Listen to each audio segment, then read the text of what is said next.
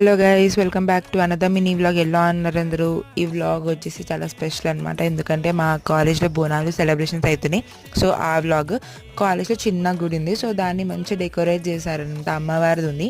So every year చేస్తారంట ఇట్లా Bonalu. But నేను అక్కడ జాయిన్ అయింది ఈ ఇయరే కాబట్టి నాకైతే ఫస్ట్ టైం అనమాట ఇట్లా కాలేజెస్లో బోనాలు సెలబ్రేషన్స్ ఎక్స్పీరియన్స్ చేయడం.